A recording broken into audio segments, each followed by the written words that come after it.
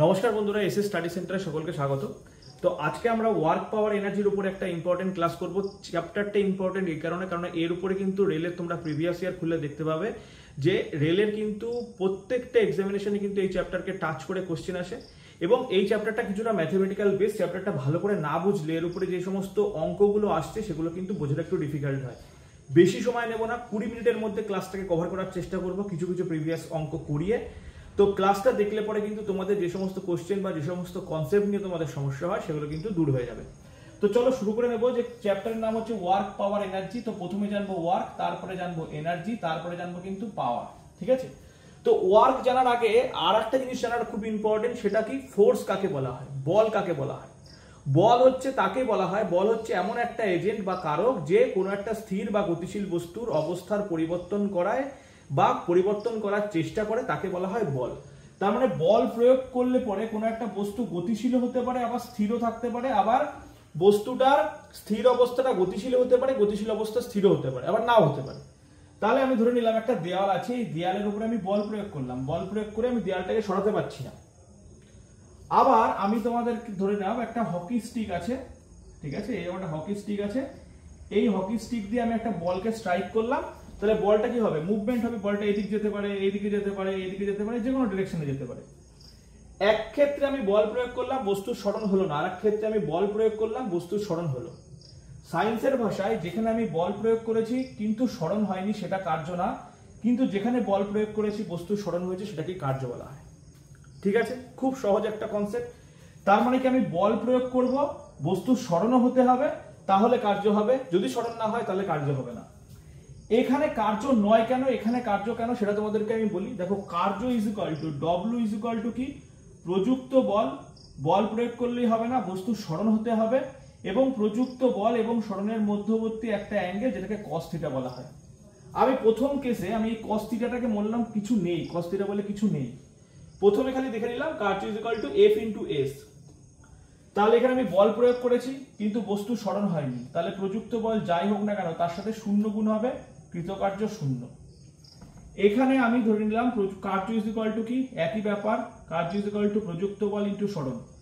এখানে আমি ধরে নিলাম 5 নিউটন বল প্রয়োগ করেছি, তার ফলে এই বলটা এখান থেকে এইখানে 5 মিটার দূরত্বে এসেছে, অর্থাৎ স্মরণ কতটা হয়েছে, 5 মিটার হয়েছে। তাহলে এখানে কৃতকার্য কি হবে, 25 জুল হবে।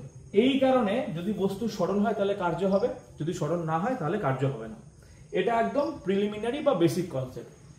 এইবারে কার্যের, আমরা যেহেতু কম্পিটিটিভের জন্য পড়াশোনা করছি, আমাদের আরেকটা জিনিস জানতে হবে, সেটা হচ্ছে কার্যের অ্যাকচুয়াল যে ফর্মুলাটা, সেটা হচ্ছে কার্য is equal two F into S into cos theta. মানে প্রযুক্ত বল এবং স্মরণের মধ্যবর্তী অ্যাঙ্গেল, কনসেপ্টটা খুব ভালোভাবে বুঝবে, তাহলেই কেন কার্যের ভ্যালু শূন্য হয়, কখন কার্য ম্যাক্সিমাম হয়, এই কখন কার্য নেগেটিভ হয়, পুরো ব্যাপারটা তোমরা কিন্তু জলের মতো পরিষ্কার হয়ে যাবে। তো কার্য ইজ ইকুয়াল টু যদি F into S into cos theta হয়, তার মানে ধরে নাও ক্যারাম নিশ্চয়ই কম বেশি সবাই খেলো, ছেলেরা বিশেষ করে খেলো কম বেশি। ক্যারামের গুটিতে দেখবে এই রকম ভাবে তুমি টোকা মারলে কিন্তু এই গুটিটা গিয়ে আর একটা গুটি এরকম আছে, একে গিয়ে আঘাত করছে। তার মানে যদি এই ক্যারামের গুটিটাকে দেখো, বল প্রয়োগ করছো এইদিকে, স্মরণ হচ্ছে কোন দিকে, এইদিকে। আরো একটা ভালো এক্সাম্পল দিচ্ছি, ট্রলি। এই যে চাকরি পাওয়ার পরে ট্রলিতে করে জামা কাপড় গুছিয়ে তোমরা যাবে চাকরি করতে, ট্রলিটা দেখবে তোমরা এইভাবে টানো, কিন্তু ট্রলির মুভমেন্ট কোন ভাবে হয়, এইভাবে হয়। তাহলে এখানে কি হচ্ছে, বল যেদিকে প্রয়োগ করছে বস্তু স্মরণ সেদিকে হচ্ছে না, সেই জন্য কিন্তু এখানে অ্যাঙ্গেলের একটা ব্যাপার থাকবে। তাহলে পরে আমি ধরে নিলাম এখানে আমি দুটো ক্ষেত্রে আমি ধরে নিলাম 5 নিউটন বল প্রয়োগ করেছি, সেই একই ব্যাপার, 5 নিউটন বল প্রয়োগ করেছি এবং প্রযুক্ত বল এবং স্মরণের মধ্যবর্তী অ্যাঙ্গেল হয়েছে 60 ডিগ্রি এবং বস্তু স্মরণ হয়েছে 5 মিটার। তাহলে এখানে ডব্লিউ ইজ ইকুয়াল টু কি হবে, ডব্লিউ ইজ ইকুয়াল টু দেখো, প্রযুক্ত বল ইজ ইকুয়াল টু 5, স্মরণ ইজ ইকুয়াল টু 5 এবং cos থিটা এখানে কত আছে, 60 ডিগ্রি আছে কিন্তু cos থিটা। তাহলে cos 60 ডিগ্রির ভ্যালুটাও আমার জানার দরকার। cos 60 ডিগ্রির ভ্যালু হচ্ছে হাফ, তাহলে এখানে আমি কি করব, হাফ বসাবো। তাহলে পরে 5 5 25, 25 এর অর্ধেক কত, 12.5। এটা হয়ে যাবে কিন্তু কৃতকার্যের পরিমাণ যখন প্রযুক্ত বল এবং স্মরণের মধ্যবর্তী অ্যাঙ্গেল থাকবে। এবার সবসময় কি এত ইজি থাকবে ব্যাপার, নাও থাকতে পারে, কনফিউশন আমাদের তো হয় যেই জন্য এই চ্যাপ্টারটা ভুল করি, কোথায় কনফিউশন হয়, একটু অ্যাডভান্স পর্যায়ে তোমাদেরকে নিয়ে যাব। কার্যের ফর্মুলা কখনো আমরা এমজিএইচ ইউজ করে দিচ্ছি, কখনো আমরা এফএস কস থিটা ইউজ করছি, এত হ্যাপাজার্ড ব্যাপার কেন?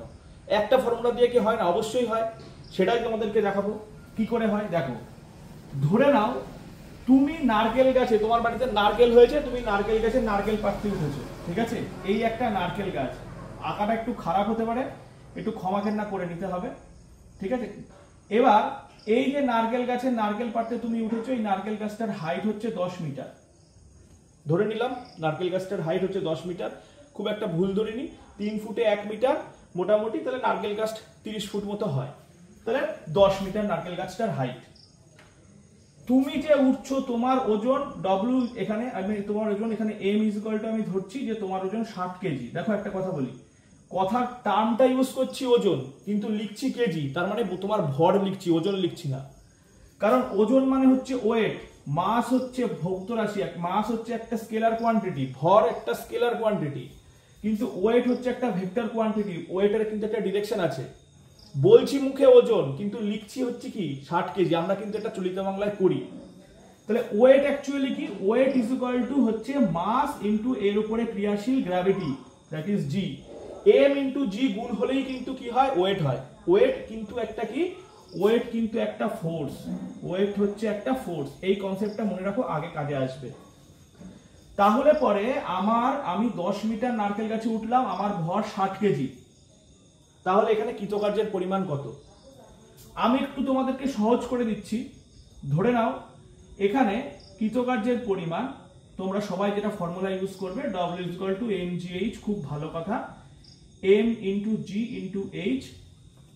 তাহলে m এর ভ্যালু কত হবে? m এর ভ্যালু হবে 60, g এর ভ্যালু হবে হচ্ছে তোমার 10, আর h এর ভ্যালু হবে 10।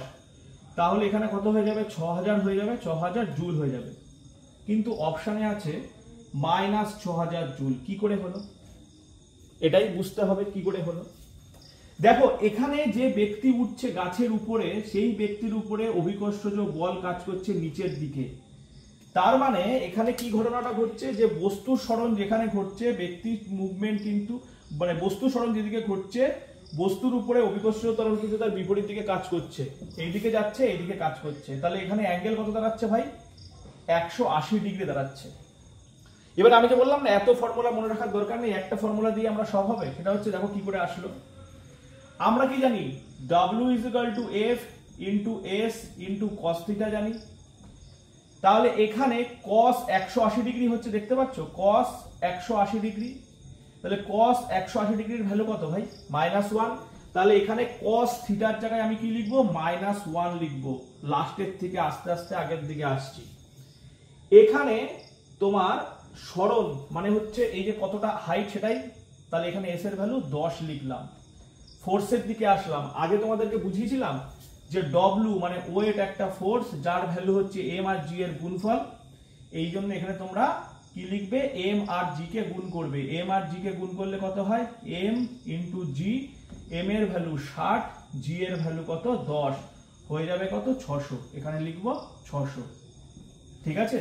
তাহলে পরে গুণ করব, গুণ করলে কিন্তু -6000 জুল আমার উত্তর আসছে।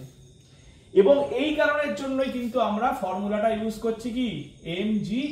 এখানে একটা জিনিস মনে রাখবে, যখন বস্তুর সরণ পৃথিবীর যেদিকে বল প্রয়োগ করছে তার বিপরীত দিকে উঠছে, বিপরীত দিক হচ্ছে, তখনই কিন্তু কি হবে? মানে পৃথিবীর দিকে না, পৃথিবীর বিপরীত দিকে হচ্ছে, তখনই কি হবে? তখনই কিন্তু কৃতকার্যের ভ্যালু কি হবে? নেগেটিভ হবে। আশা করি বুঝে গেছো যে কৃতকার্যের ভ্যালু কখন নেগেটিভ হবে। তাহলে কৃতকার্যের ভ্যালু নেগেটিভ হতে গেলে প্রযুক্ত বল এবং সরণের মধ্যবর্তী অ্যাঙ্গেল কত হচ্ছে? 180 ডিগ্রি হচ্ছে। ক্লিয়ার?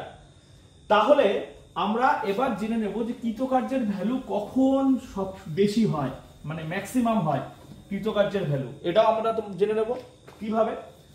ধরে নাও তোমরা রেলে চাকরি করবে, রেলে তো সবাই কম বেশি রেলগাড়ি নিশ্চয়ই দেখেছো, রেলগাড়ি দেখেছো বলেই তো তোমরা রেলের চাকরির প্রতি ইন্টারেস্টেড হয়েছো অবশ্যই।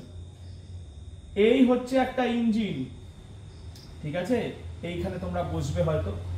তো এই একটা ইঞ্জিন এই দিকে বল প্রয়োগ করছে, রেলগাড়িও এই দিকে করে যাচ্ছে, তাই না? তাহলে এখানে দেখো যেদিকে বল প্রয়োগ করা হচ্ছে বগির সরণ সেই দিকেই হচ্ছে, তাহলে প্রযুক্ত বল এবং সরণের মধ্যবর্তী অ্যাঙ্গেল কত? 0 ডিগ্রি। তাহলে কৃতকার্য W ইজ ইকুয়াল টু কত? W is equal two F into S into cos theta. খুব ভালো কথা। এখানে আমি ধরে নিলাম সেই একই যে 10 নিউটন বল প্রয়োগ করছি, তার ফলে 10 মিটার এই বগিটির মুভমেন্ট হচ্ছে। 10 নিউটন লিখলাম, 10 সরণ লিখলাম।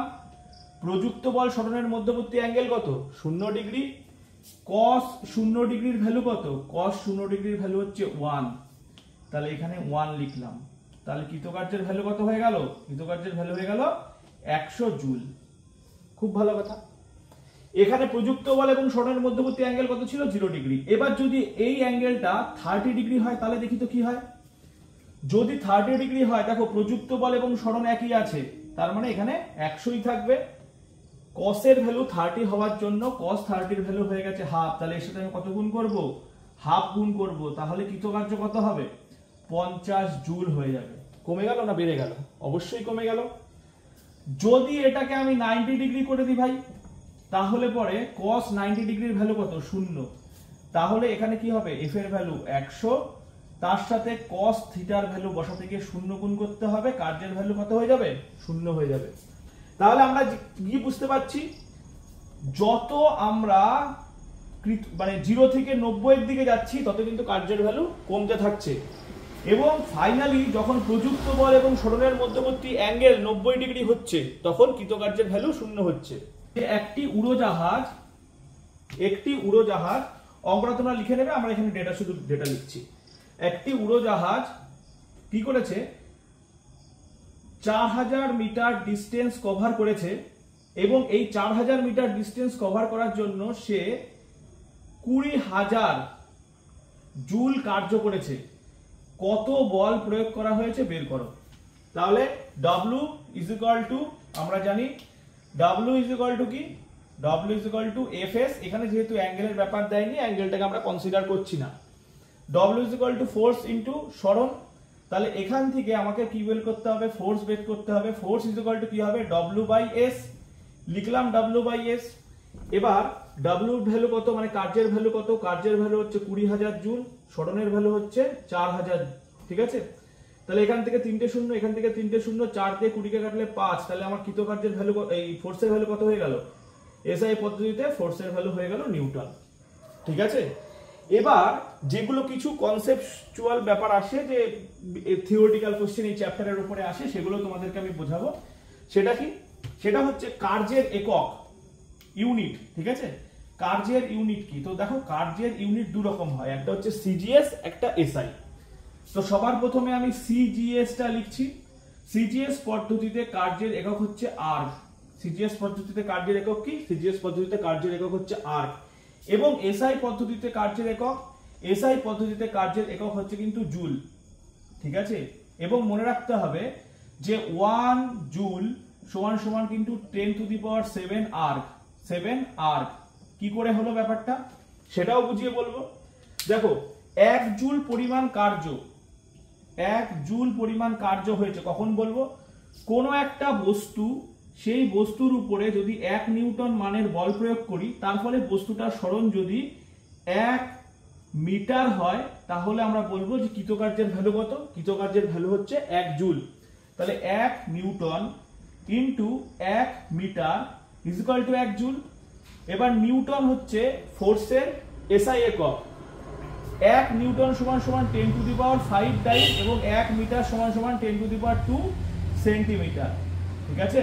তাহলে 1 জুল সমান সমান 10⁷ ডাইন সেমি।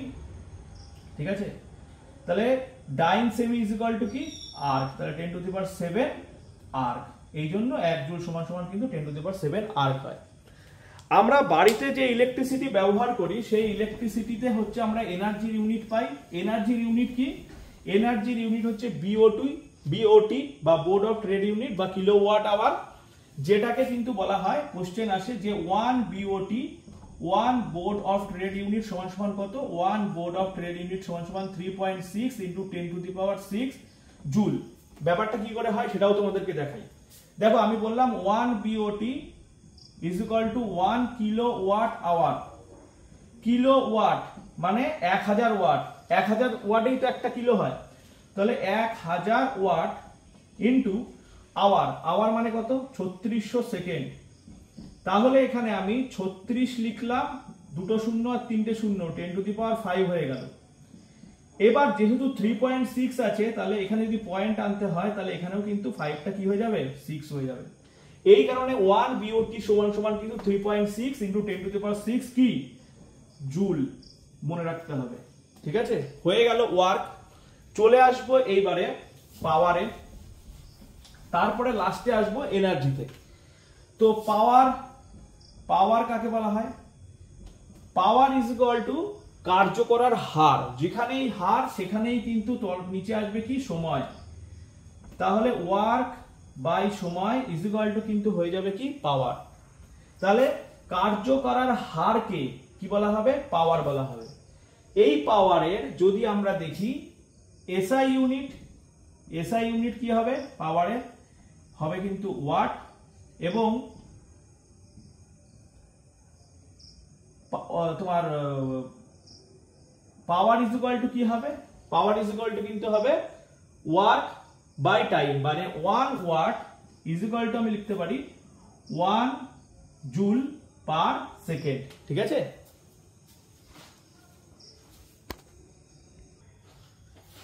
এবার পাওয়ারের দেখো বিভিন্ন ইউনিট আছে, সেই ইউনিটগুলো জানতে হবে। সেগুলো কি কি? অনেক সময় জিজ্ঞাসা করতে পারে যে 1 মেগাওয়াট সমান সমান কত, তো 1 মেগাওয়াট সমান সমান কিন্তু 10 to the power 6 watt. 1 kilowatt সমান সমান কত?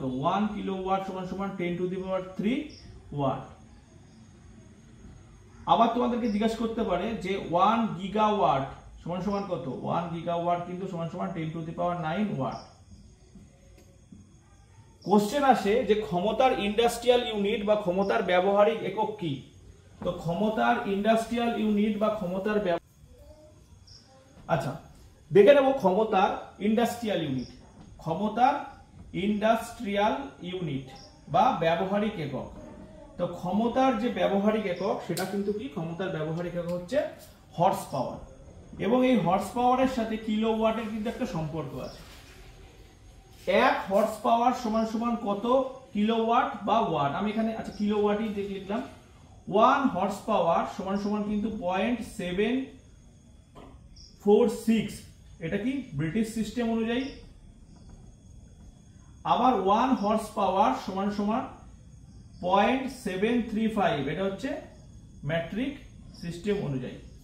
ঠিক আছে, আবার 1 কিলোওয়াট সমান সমান যদি কত এইচপি জিজ্ঞাসা করা হয়, তাহলে 1 হর্স কিলোওয়াট সমান সমান 1.34 হর্স পাওয়ার, এটা কিন্তু উত্তর হবে। তাহলে এই কোশ্চেনগুলো কিন্তু রিপিটেডলি বিভিন্ন পরীক্ষায় আসে। সাথে তোমাদেরকে বলবো দেখো বিভিন্ন জিনিস আছে, যেমন ধরো হার্টবিট, হার্টবিট 1.2, হার্টবিটের জন্য কত পরিমাণ ক্ষমতা দরকার হয়? হার্টবিটের জন্য কিন্তু 1.2 ওয়াট ক্ষমতা দরকার হয়। ঘুমানোর জন্য 75 ওয়াট। স্লো ওয়ার্কিং করার জন্য, মানে আমরা আস্তে আস্তে যদি হাঁটি তার জন্য কিন্তু আমাদের কত ওয়াট দরকার হবে? 200 ওয়াট দরকার হবে। এবং বাইসাইকেলিং এর জন্য কিন্তু 500 ওয়াট দরকার হবে। চলে আসবো পরের টপিকে, ক্ষমতার পরে আমরা কিন্তু এনার্জি নিয়ে আলোচনা করব। কার্য করার সামর্থ্যকে বলা হয় এনার্জি বা সামর্থ্য। কার্য করার সামর্থ্যকে বলা হয় এনার্জি। ঠিক আছে, ধরে নাও একজন ব্যক্তি, সেই ব্যক্তির ওজন 50 কেজি, 50 কেজি। ঠিক আছে, সে সিঁড়ি বেয়ে একটা দোতলা বাড়িতে উঠলো, দোতলা বাড়িতে উঠলো মানে প্রায় 7 মিটার। হ্যাঁ, আমি লিখলাম এখানে 8 মিটার লিখলাম, যে 8 মিটার উচ্চতা উঠলো। তাহলে পরে এটার জন্য তার কি পরিমাণ শক্তির দরকার হবে, মানে কতটা মোট শক্তির দরকার হবে, তাহলে সেটাই কিন্তু তার এনার্জি হয়ে যাবে। ঠিক আছে, তাই এনার্জি মানে হচ্ছে কি কার্য করার সামর্থ্যকে কিন্তু বলা হয় এনার্জি। এবার এই যে এনার্জি, এই এনার্জি কে করকম ভাগে ভাগ করা হয়? এনার্জিকে দুভাগে ভাগ করা হয়। এনার্জিকে কিন্তু দুভাগে ভাগ করা হয়। এনার্জি বা শক্তিকে কিন্তু কভাগে ভাগ করা হয়? দুভাগে। একটা হচ্ছে স্থিতিশক্তি, যেটা হচ্ছে পোটেনশিয়াল এনার্জি, স্থিতিশক্তি। কোন বস্তু তার স্থির অবস্থানের জন্য কার্য করার যে সামর্থ্য লাভ করে তাকে বলা হয় স্থিতিশক্তি। এবং অপরটা হচ্ছে কি অপরটা হচ্ছে গতিশক্তি। তাহলে কোনো গতিশীল বস্তু তার গতির জন্য কার্য করার যে সামর্থ্য লাভ করে তাকে বলা হয় গতিশক্তি। মনে রাখতে হবে যার যত বেশি গতি হবে তার গতিশক্তি বেশি হবে, আর যে যত বেশি উচ্চতায় থাকবে বা যার ভর যত বেশি হবে তার কিন্তু স্থিতিশক্তি বেশি হবে। ব্যাপারটা একটু বুঝিয়ে বলি, দেখো স্থিতিশক্তি ইজ ইকুয়াল টু কি, স্থিতিশক্তি is equal to m into g into h। তাহলে g এর মান তো সবার জন্য সেম, g সবার উপর সেম ভাবে ক্রিয়াশীল হয় সেটা আমরা জানি, কিন্তু m এর ভ্যালু যার যত বেশি হবে বা কোনো বস্তুকে যত ভূপৃষ্ঠ থেকে উচ্চতায় রাখবো তত কি হবে, স্থিতিশক্তির মান পরিবর্তন হবে। ধরে নাও একটা বস্তুর ওজন 10 কেজি আর একটা বস্তুর ওজন 20 কেজি, দুটোকেই পৃথিবী পৃষ্ঠ থেকে আমি কত উচ্চতায় রাখলাম, পৃথিবী পৃষ্ঠ থেকে আমি 10 মিটার উচ্চতায় রাখলাম। তাহলে এখানে হাইট সেম থাকলো, তাহলে mgh কি হবে, 10 কেজি বস্তুটার জন্য m ইনটু m 10 হবে, g এর ভ্যালুও 10, হাইটও 10 হবে। তাহলে এখানে হবে কত, 1000 হবে। কিন্তু দ্বিতীয় বস্তুটার ক্ষেত্রে যদি mgh বের করি, দ্বিতীয় বস্তুর m কত 20, g কত 10 এবং h কত 10, তাহলে এখানে কত হবে, এখানে 2000 হয়ে গেল। তাহলে দেখো একই উচ্চতার জন্য ভারী যে বস্তু তার স্থিতিশক্তি বেশি হলো এবং হালকা যে বস্তু তার স্থিতিশক্তি কম হলো। উল্টো ভাবে যদি আমি বলি, একটা বস্তুকে ধরে নাও দুটো একই ভরের বস্তু, আমি কি করলাম, দুটো বস্তুকে একই ভর রাখলাম, একটা বস্তুকে 10 মিটার আর একটা বস্তুকে যদি 20 মিটার উচ্চতায় রাখি, তাহলে দেখো কিন্তু কি হবে, তাহলে কিন্তু তাদের স্থিতিশক্তির পরিমাণ আলাদা হয়ে যাবে। যদি বস্তুর ভর সেম, দেখো এখানে প্রথমে আমি 10 রেখেছি, এই 10টা কি, 10টা হচ্ছে বস্তুর ভর, এই 10টা হচ্ছে অভিকর্ষীয় ত্বরণ আর এই 10টা হচ্ছে উচ্চতা। তাহলে কি করেছি, একবার এখানে 10 করেছি, এখানে 20 করেছি। তাহলে যদি আমি উচ্চতার পরিবর্তন করি তাহলেও কিন্তু কি হবে, স্থিতিশক্তির পরিবর্তন হবে। ঠিক আছে, তাহলে স্থিতিশক্তির পরিমাণ কি হবে mgh, এবং যে অঙ্কটা তোমাদেরকে আমি প্রথমে দেখালাম সেটা কিন্তু স্থিতিশক্তির একটা অঙ্ক হয়ে যাবে। আর একটা অঙ্ক তোমাকে দেখাচ্ছি, ধরো সাপোজ ধরে নাও একজন ব্যক্তির এখানে কি পরিমাণ শক্তি দরকার হবে, তো এখানে কি পরিমাণ, w = m × g × h। ঠিক আছে, স্থিতিশক্তির অবশ্যই দরকার হবে। এবার এখানে দেখো m এর ভ্যালু কত, m এর ভ্যালু হচ্ছে 50, g এর ভ্যালু 10, h এর ভ্যালু ধরে নিলাম 8, তাহলে এখানে w এর ভ্যালু কত হবে, 8 × 5 = 40, 8টা 0, এইটা কিন্তু হয়ে যাবে তোমার এই পরিমাণ এনার্জি দরকার হবে। এবার এই এনার্জিকে একজন ব্যক্তির ওজন যদি 50 কেজি হয়, ঠিক আছে, একজন ব্যক্তির ওজন যদি 50 কেজি হয় এবং সে যদি 10 মিটার উচ্চতা, এটা ধরে নিলাম 10 মিটার উচ্চতা, 10 মিটার উচ্চতা উঠছে, তাহলে h এর ভ্যালু কত 10, g এর ভ্যালু যদি ধরে নাও 10 হয়, তাহলে পরে এই 10 মিটার উচ্চতায় উঠতে তার কি পরিমাণ শক্তি ক্ষয় হবে, তাহলে এখানে কি হবে, w = 50 × g এর ভ্যালু 10, h এর ভ্যালু 10, তাহলে কত হয়ে যাবে, 5000 হয়ে যাবে কিন্তু তোমার উত্তর। ঠিক আছে, তো স্থিতিশক্তির উপরে এরকম প্রিভিয়াস ইয়ার প্রচুর অঙ্ক রয়েছে, তোমরা কিন্তু দেখতে পারো। এইবার চলে আসবো যে গতিশক্তি নিয়ে। গতিশক্তিটা খুব ইম্পর্টেন্ট, গতিশক্তির উপরে ডিফারেন্ট ভ্যারাইটির অঙ্ক আছে। গতিশক্তি কি, কোনো বস্তু তার গতিশীল অবস্থার জন্য কার্য করার যে সামর্থ্য লাভ করে তাকে বলা হয় গতিশক্তি। গতিশক্তিকে বলা হয় কি, ইংরেজিতে কাইনেটিক এনার্জি বলা হয়। এবার এই kinetic energy is equal to কি, কাইনেটিক এনার্জির ভ্যালু হচ্ছে 1/2 mv²। স্থিতিশক্তি ইজ ইকুয়াল টু যেমন বললাম mgh, এটা কি হবে 1/2 mv²। তাহলে কোন বস্তুর গতিশক্তি, গতিশক্তি ইজ ইকুয়াল টু কি 1/2 mv², গতিশক্তি ইজ ইকুয়াল টু কি, গতিশক্তি ইজ ইকুয়াল টু 1/2 mv²। এবার একটা জিনিস দেখো, কোন বস্তুর যদি ভর যা বাড়বে গতিশক্তি কিন্তু সেই অনুপাতেই বাড়বে। মানে আমি তোমাদেরকে এক্সাম্পল দিয়ে বলি, যে একটা বস্তুর ভর 2 কেজি এবং ওই একটা বস্তুর ভর 2 কেজি এবং তার গতি হচ্ছে 2, তাহলে তার গতিশক্তি কত হবে, তাহলে 1/2 এখানে রাখলাম, m এর ভ্যালু 2, বেগের ভ্যালু 2, 2 এর স্কয়ার মানে কত 4, তাহলে তার গতিশক্তি কত হয়ে গেল, এখানে হাফটাকে আমি হাফের মতোই রেখে দিচ্ছি, দেখো ফর্মুলা, আচ্ছা আমি এটাকে ইউজি ধরে করে নিচ্ছি, এটা হাফ, তাহলে এখানে হাফ 2 2 কেটে গেল, তাহলে এখানে কত হলো, গতিশক্তি কত হয়ে যাবে 4। ঠিক আছে, এবার তোমাকে বলা হলো যে বস্তুর ভর যদি দ্বিগুণ করে দাও, বস্তুর ভর কি করলে দ্বিগুণ করলে, তাহলে আগে 2 ছিল এখন 4 হয়ে গেছে, তাহলে বস্তুর ভর যদি দ্বিগুণ করে দাও তাহলে পরে দেখো v তো সেমই আছে, v 2 এর স্কয়ার মানে 4ই আছে, আর ভর এখানে কত দ্বিগুণ হওয়ার জন্য 4 হয়ে গেছে, তাহলে 2 দিয়ে 4 কে কাটলে কত 2, তাহলে আগে ছিল 4 এখন কত হয়ে গেল, এখন হয়ে গেল 8। তাহলে পরে বস্তুর ভর দুগুণ বাড়লো, গতিশক্তিও কিন্তু দুগুণই বাড়লো। তাহলে বস্তুর ভর যেই গুণ যত গুণ বাড়বে গতিশক্তি কিন্তু তত গুণই বাড়বে, কিন্তু বস্তুর গতি যত গুণ বাড়বে গতিশক্তি তার স্কয়ার আকারে বাড়বে। মানে v এখানে ধরো সাপোজ 2 আছে, ভি এর যখন স্কোয়ার করে দেবো তখন কত হয়ে যাবে, 4 হয়ে যাবে। ধরো 3 ছিল, তাহলে 3 এর স্কোয়ার করে দিলে কত হবে, 9 হবে। তাহলে বস্তুর গতি স্কোয়ার আকারে বাড়বে, কিন্তু বস্তুর ভর যেই যত গুণ বাড়বে বস্তুর গতিশক্তিও ঠিক গুণিতক আকারেই কিন্তু বাড়বে। ঠিক আছে। আচ্ছা, এরপরে যেটা আসবো সেটা হচ্ছে যে বস্তুর একটা ধরো তোমাদের একটা খুব এক্সাম্পল আছে, যে একটা হাতুড়িকে আমি উপরের দিকে তুলেছি, একটা গুলতি থেকে একটা গুলি ছুড়েছি, একটা বন্দুক থেকে গুলি ছুড়েছি, তাহলে এর মধ্যে কোনটা সব থেকে বেশি গতি হবে? তাহলে দেখো এইগুলোর মধ্যে সব থেকে বেশি কি, বুলেটের গুলির, বন্দুক থেকে যে গুলি বেরোচ্ছে, তাহলে তার কি হবে, গতিশক্তি বেশি হবে। এবার কাইনেটিক এনার্জির সাথে একটা তোমাদের ভরবেগের একটা সম্পর্ক আছে, সেটা জানতে হবে যে kinetic energy is equal to কি হবে, পি স্কোয়ার বাই 2m, যেখানে পি হচ্ছে বস্তুর ভর ইনটু বেগ। তাহলে এখান থেকে আমরা একটা জিনিস পেলাম কি, যে বস্তুর যদি ভরবেগ দ্বিগুণ হয় তাহলে কিন্তু তার কি হবে, কাইনেটিক এনার্জি কত গুণ বাড়বে, 4 গুণ বাড়বে, কারণ পি ইজ ইকুয়াল টু কি, বস্তুর ভর ইনটু বেগ।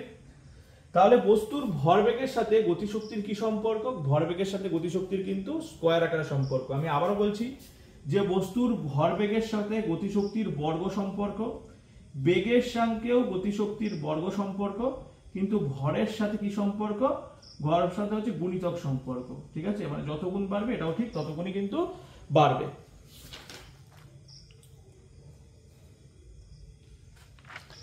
এবার একটা এক্সাম্পল দিই তোমাদেরকে, এক্সাম্পল প্রিভিয়াস ইয়ার হচ্ছে যে শক্তির সংরক্ষণ সূত্র। ঠিক আছে, শক্তির সংরক্ষণ সূত্র,